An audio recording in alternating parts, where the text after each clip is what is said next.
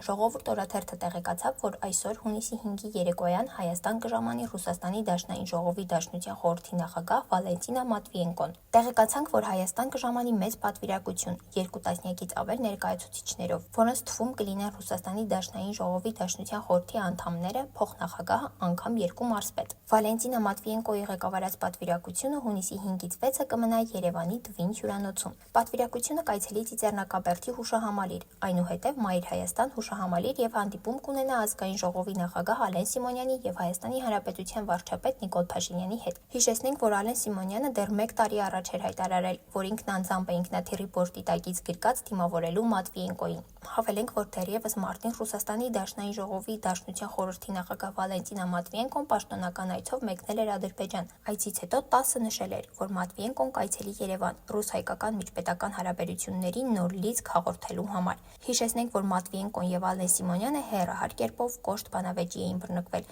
եւ սա այդ լարվածությունից հետո առաջին հանդիպումը կլինի։ Մանրամասները Ժողովուրդ օրաթերթի այսօրվա համարում։